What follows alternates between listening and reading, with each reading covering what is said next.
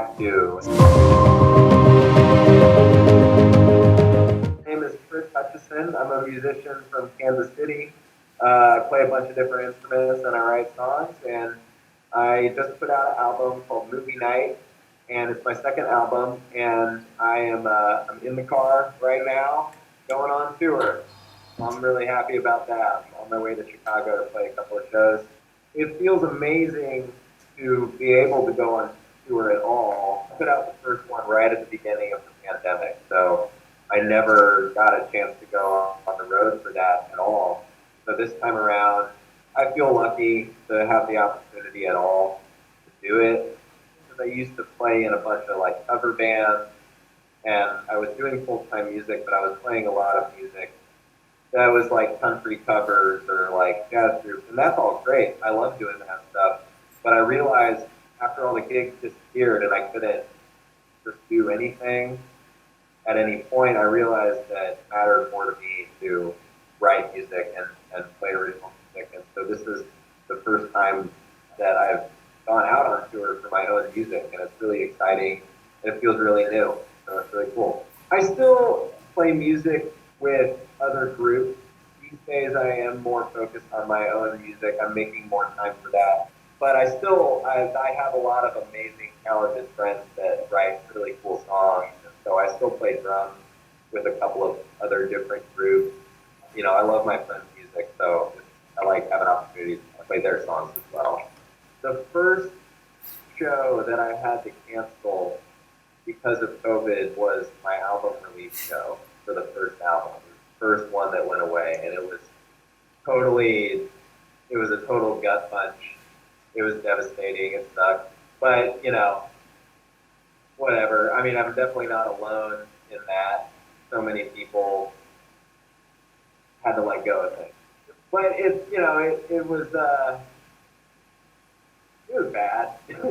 Having everything get put on hold might have actually been a good thing for me. It was heartbreaking, but also I think that this album is better, the new one. So I'm putting more new music out there that I feel more strongly about, and I feel like is a little more definitive of who I am now than that other album. That's kind of how it goes. Everybody, I think, feels more strongly about their latest work.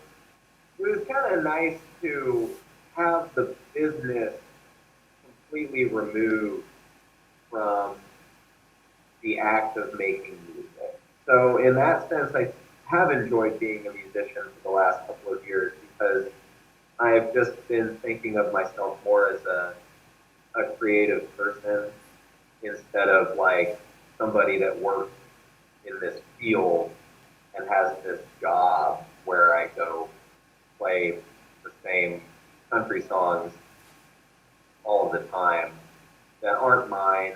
When I first started playing music, I started out as a drummer. That was my first thing. And when I was in school, I really gravitated towards the jazz band program because that was just like the most fun thing you could do at school. And I love playing jazz drums because it's very free and expressive. And like the classic rock era have really strong jazz influences too, like Mitch Mitchell, who was the drummer for Jimi Hendrix, or like Ian Pace, who was the drummer for Deep Purple. And so that was a big influence on me at the time. But I was mostly playing jazz because that was what was happening in school. I really wanted to play rock music. I don't know, I just started bands as soon as I could. I've been playing shows since I was 15. I'm 30 now, so it's been like half of my life. So I've been writing lyrics since like before I even played music. I was really into Linkin Park. I love Linkin Park. It all just kind of went from there. I formed a band as soon as I could, and been doing that ever since. Pretty much my life. So the first album, I was in a band called She's a Keeper, and it was kind of like a folk rock band, kind of like the Avett Brothers. There were three dudes that were writing songs for the band, and I was one of them. And there's a lot of songs getting tossed around, and there's only so much room. And so I kind of had this leftover pile of songs that I didn't feel were quite right for She's a Keeper, or we tried them out. And I just kind of figured I'd record them on my own. And originally, originally I wanted to just make demos. The apartment that I lived in at the time with one of my the Keeper bandmates, we lived across the street from the recording studio that we made our album. Hey man, like I want to make some demos so that I can show them to a band. Well, why would you make demos when we could just make a record? Instead of that, I just ended up treating it like it was a real project instead of like a stepping stone to something else. So he kind of encouraged me to do it for real. It kind of served the purpose anyway of like teaching the songs to other people, because I did eventually grow a band, but I was kind of making the record at the same time. And then I made the record and I actually shelved it for several years. I basically finished it, but then I joined this other band called the Grand Marquis. It's a great band, kind of like big brass, New Orleans style / like Kansas City swing band, and they work super hard. They're like a totally pro, gigging at like 3 nights a week kind of band. It was a job. It was like cool. But I joined that band as the drummer, and I kind of set my own stuff aside because I was like, well, this isn't really what I'm doing now. And I just kind of got distracted from it for a really long time. And then eventually I kind of did the Grand Marquis thing for like 2 years, and I realized that it wasn't fulfilling in the same way creatively, even though it's great, it's a great project. But I realized after that I wanted to write songs more. And so I went back and finished up the album. That's basically what happened. It's more like an Americana album, because the way I was writing those songs at the time was like sitting down with the guitar and trying to like write the whole song like I could just play it and sing it with the guitar.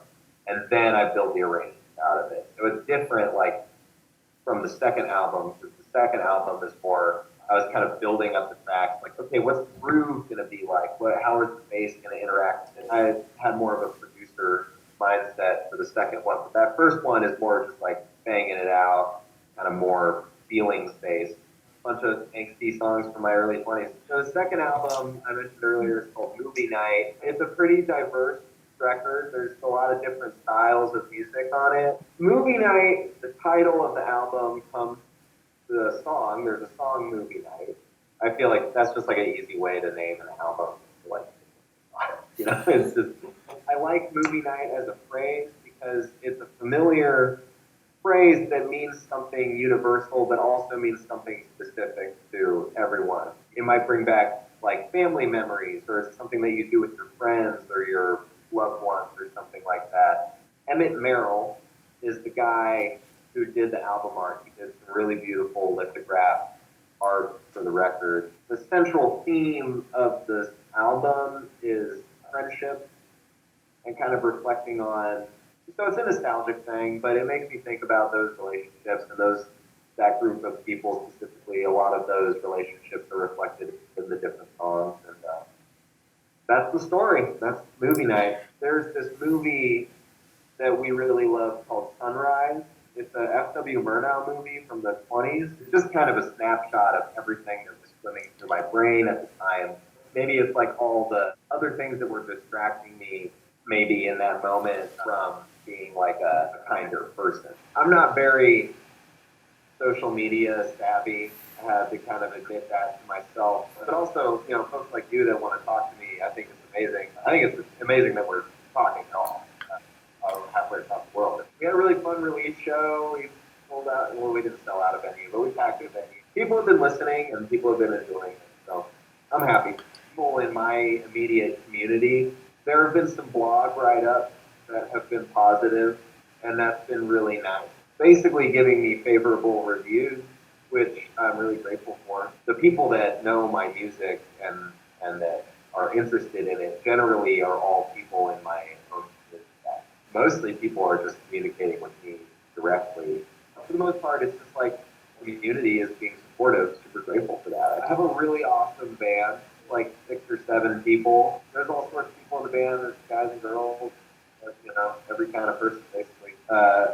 It's really cool. There's a horn section. There's like 3 horns, keyboards, bass, drums.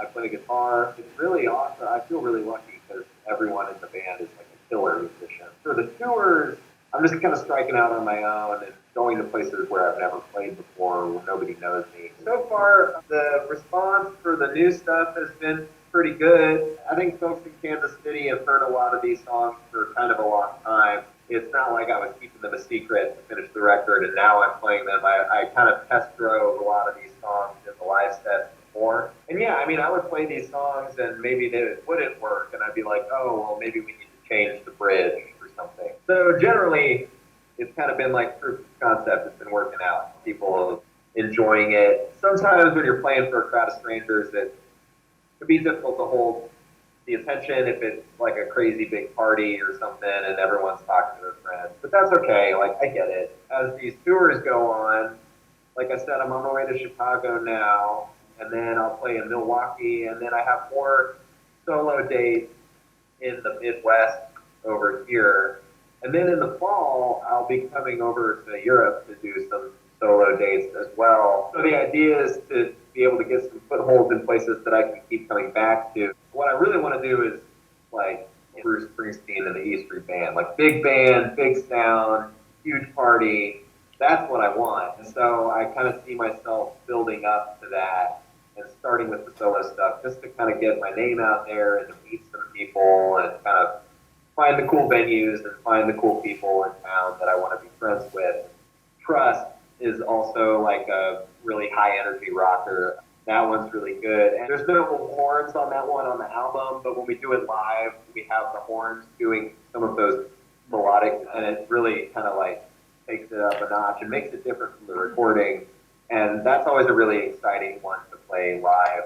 When I'm playing solo, I really like doing Movie Night song because it's kind of like a finger picking deal. It's a different style of playing than I use. Something different in the set. I also really like playing the song Old Friend, which is the first song on the album. And that song is like special to me because it's about, I wrote it specifically for my friend Zach, who he sings the harmonies on it on that recording. He was a member of the band She's a Keeper that I mentioned earlier. We've been friends since we were like 5 and 6 years old. He's just like one of my dearest buds, and he moved away. I don't see him very often. I just am feeling a lot of gratitude.